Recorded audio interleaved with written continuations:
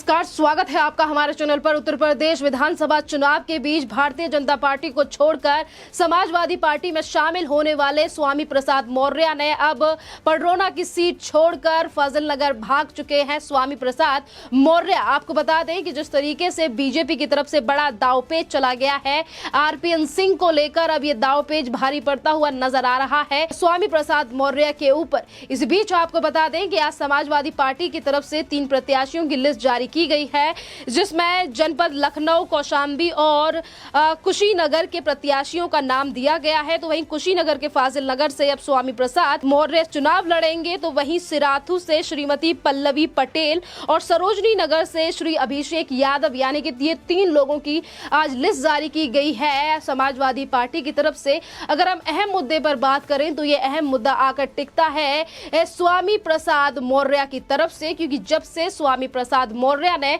Bharatiya Janata party को छोड़कर Samajwadi party का हाथ थामा है और आरपीएन सिंह ने भारतीय जनता पार्टी का हाथ थामा है, तब से ही सियासी गर्मी कुशीनगर की पडरौना सीट को लेकर काफी ज्यादा उत्तर प्रदेश में बढ़ गई है। आरपीएन सिंह ने जैसे ही भारतीय जनता पार्टी का हाथ थामा, उससे ये चीजें क्लियर होती हैं कि किस तरीके से भारतीय जनता पार्टी को एक बड़ा फायदा हुआ आरपीएन सिंह के भारतीय जनता पार्टी का दामन थामने से। अगर हम आरपीएन की बात करें तो वो आरपीएन सेंधवार कुर्मी जाति से आते हैं और कुशीनगर की काफी ज्यादा जनपदें ऐसी हैं जहां पर इस जाति के काफी ज्यादा लोग हैं, यानी कि एक बड़ा भरपाई कर चुकी है भारतीय जनता पार्टी स्वामी प्रसाद मौर्य के जाने के बाद। और वहीं अब दूसरी तरफ मुश्किलें बढ़ती हुई नजर आ रही हैं स्वामी प्रसाद मौर्य की। एक तरफ उन्होंने भारतीय जनता पार्टी को छोड़ा, तो वहीं दूसरी तरफ वो अपनी मनपसंद कुर्सी को भी छोड़ चुके हैं विधानसभा, यानी कि अभी तक जहां से वो 2 बार के विधायक चुने जा चुके हैं, वो सीट को छोड़कर फाजिल नगर की तरफ रुख कर चुके हैं, भाग चुके हैं स्वामी प्रसाद मौर्य।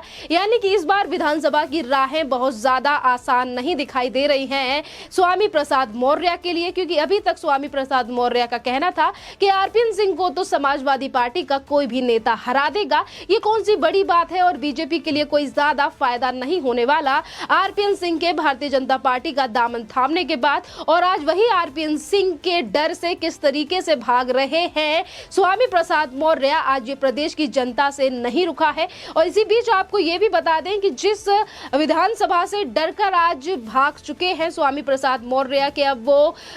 कुशीनगर की पडरौना सीट से चुनाव नहीं लड़ेंगे, फाजिल नगर से चुनाव लड़ेंगे। तो फाजिल नगर में भी राहें आसान नहीं है स्वामी प्रसाद मौर्य के लिए, क्योंकि वहां से भी गंगा सिंह कुशवाहा, यानी कि बीजेपी के एक कद्दावर नेता, और आज अब की इस बार बीजेपी ने उनके बेटे को यानी कि सुरेंद्र सिंह कुशवाहा को इस बार प्रत्याशी बनाया है फाजिल नगर से, जो कि पहले भी 2 बार विधायक चुने जा चुके हैं 2012 से 2017 में। बीजेपी की लहर से पहले भी, यानी कि 2012 में भी बीजेपी के प्रत्याशी ही यहां से जीते थे और अब उसी सीट से लड़ने के लिए वहां और वहीं से चुनाव लड़ रहे हैं इस बार स्वामी प्रसाद मौर्य। यानी कि अब स्वामी प्रसाद मौर्य को अपनी हार इस बार विधानसभा चुनाव में दिखने लगी है और इसी बात को लेकर वो अभी तक सुरक्षित सीट तलाश कर रहे थे, पर अभी भी ऐसा लग रहा है कि जिस पडरौना की सीट को छोड़कर उन्होंने फाजिल नगर को चुना है, वो सीट भी उनके लिए पूरी तरीके से सुरक्षित नहीं दिखाई दे रही है। क्योंकि अगर हम बात कुशीनगर की करें तो यहाँ पर काफी ज्यादा अच्छा वर्चस्व दिखाई दे रहा है भारतीय जनता पार्टी का। और जिन नेता, यानी कि अगर रजवाड़े खानदान से आने वाले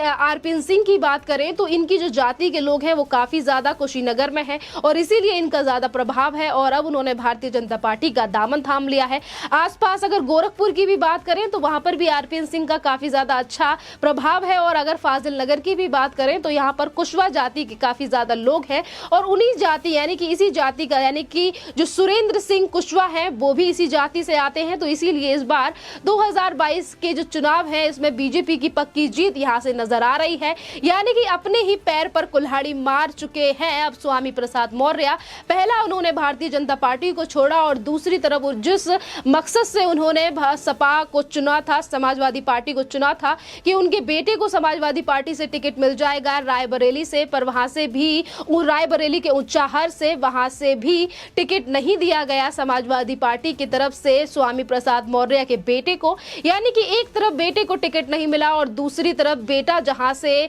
कई दिनों से जाकर प्रचार कर रहा था फाजिल नगर में, स्वामी प्रसाद मौर्य के बेटे भी 1-1.5 हफ्ते से प्रचार कर रहे थे और वहीं से अब स्वामी प्रसाद मौर्य को टिकट दिया गया गया है, यानी कि अब बेटे और पिताजी एक ही को प्रत्याशी बनाया गया है समाजवादी पार्टी की तरफ, जो कि अब स्वामी प्रसाद मौर्य के लिए साफ सीधा बड़ा झटका दिखाई दे रहा है। इसी बीच आपको ये भी बता दें कि एक तरफ भारतीय जनता पार्टी को छोड़कर समाजवादी पार्टी में शामिल हो चुके हैं स्वामी प्रसाद मौर्य, तो वहीं दूसरी तरफ अपने कामों को लेकर अभी तक स्वामी प्रसाद ने जिस तरीके से और जातियों के लिए काम नहीं किया, सिर्फ अपने पद पर बैठकर अपने ही अपने घर परिवार के लिए काम करने की कोशिश उन्होंने की, पर योगी सरकार काफी ज्यादा सख्त है और जब मनमानी चीजें नहीं कर पाए स्वामी प्रसाद मौर्य, तो उन्होंने सोचा कि समाजवादी पार्टी का दामन थामना इस बार सही रहेगा। और जब एक टीवी एंकर के द्वारा पूछा गया स्वामी प्रसाद मौर्य से कि बीजेपी में रहकर आपने कितना काम किया, तो उसके बाद वो बीजेपी के द्वारा जो काम किए गए हैं पिछड़ी जातियों के लिए,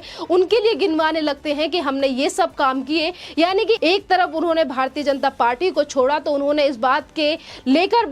बात का उन्होंने जिक्र किया कि भारतीय जनता पार्टी में जो पिछड़ी जातियां हैं उनको ज्यादा आगे नहीं लाया जाता, उनको हमेशा ही पीछे रखा जाता है। और वहीं दूसरी तरफ अगर स्वामी प्रसाद मौर्य से पूछा गया कि आपके पास तो डिपार्टमेंट ही यही था, आप तो इसी काम के लिए भारतीय जनता पार्टी में थे और इसीलिए जनता ने चुनकर आपको विधायक बनाया था, तो आपने काम क्यों नहीं किया। तो इसी बीच स्वामी प्रसाद मौर्य ने भारतीय जनता पार्टी के द्वारा जो काम किए गए हैं पिछड़ी और जितनी भी तमाम जातियों के लिए, जो कि अंडर आती थी स्वामी प्रसाद मौर्य के लिए और जिनके लिए सीएम योगी आदित्यनाथ ने उत्तर प्रदेश में काम किया है, और उस बात का उल्लेख करते नजर आए स्वामी प्रसाद मौर्य। यानी कि ये पूरी तरीके से अपने ही बातों के बवंडर में फंसते हुए नजर आ रहे हैं स्वामी प्रसाद मौर्य के। एक तरफ समाजवादी पार्टी जिसमें वो अभी फिलहाल ही शामिल हुए हैं और वहां पर उनकी बातों को अच्छी तरीके से माना नहीं जा रहा है। समाजवादी पार्टी ने अब फाजिल नगर से टिकट थमा दिया है, यानी कि डर है कि सुरक्षित सीट तलाश रहे थे स्वामी प्रसाद मौर्य, और जिस सुरक्षित सीट की पर्ची थमाई गई है, जहां से प्रत्याशी बनाया गया है, वहां से भी मुश्किलें खड़ी होती हुई नजर आ रही हैं स्वामी प्रसाद मौर्य के सामने। आपको बता दें कि समाजवादी पार्टी ने हर जगह से जो अपना प्रत्याशी उतारा है, ज्यादातर जो कोई गुंडा है, कोई माफिया है, या फिर आधे से और कुछ जो विधायक हैं वो अभी भी जेल से ही चुनाव लड़ रहे हैं। चाहे फिर हम नाहिद हसन की बात करें, आजम खान की बात करें, जो कि अखिलेश यादव के काफी ज्यादा करीबी हैं और वो भी जेल से चुनाव लड़ रहे हैं। और वहीं अगर बात की जाए स्वामी प्रसाद मौर्य जैसे नेताओं की, तो इनको लेकर भी आज जनता फजीहत समाजवादी पार्टी की कर रही है और ये कह रही है कि भारतीय जनता पार्टी को स्वामी प्रसाद मौर्य के जाने के बाद कोई खास प्रभाव नहीं पड़ेगा, क्योंकि स्वामी प्रसाद मौर्य है ही दल बदलू नेता, जो कभी 2012 तक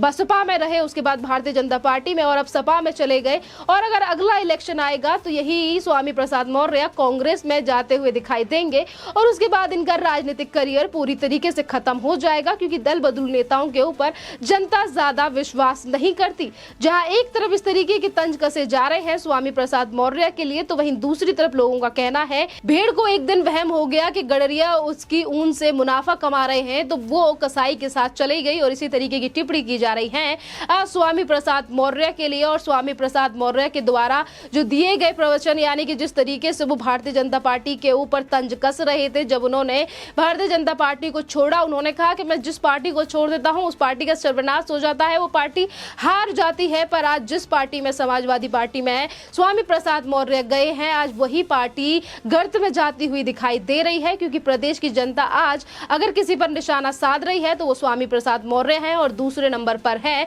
अखिलेश यादव, जिन्होंने गुंडे माफियाओं को ही टिकट दिया है। और जिस तरीके से आज सच्चाई निकलकर सामने आ रही है स्वामी प्रसाद मौर्य की, कि सिर्फ और सिर्फ लालच के चलते उन्होंने समाजवादी पार्टी का हाथ थामा है, क्योंकि जिस वक्त पर भारतीय जनता पार्टी ने उन्हें मौका दिया और जनता ने भी मौका दिया। सबसे बड़ी बात यह है कि जिस तरीके से पिछली पुराने विधानसभा चुनावों की बात करें 2012-2017 के बीच, तो जनता ने अपना विश्वास लगातार स्वामी प्रसाद मौर्य के ऊपर बना के रखा। बीजेपी की सरकार 2017 में थी, मोदी लहर थी, और इसकी वजह से भारतीय जनता पार्टी को काफी अच्छी सीटें मिली थी। उत्तर प्रदेश से 312 सीटों पर सीएम योगी आदित्यनाथ की सरकार चुनकर उत्तर प्रदेश में आई थी। उसके बाद अगर मौका दिया गया स्वामी प्रसाद मौर्य को, उसके बावजूद भी उन्होंने उत्तर प्रदेश के अपनी ही जाति के लोगों के लिए कोई काम नहीं किया। और आज अगर जनता के सामने सच्चाई आ चुकी है तो भारतीय जनता पार्टी को बदनाम करने का प्रयास करते हैं, सीएम योगी आदित्यनाथ के ऊपर तंज कसते हैं। पर आज प्रदेश की जनता सारे सच्चों से वाकिफ है और यही बड़ा कारण है कि सीएम योगी आदित्यनाथ के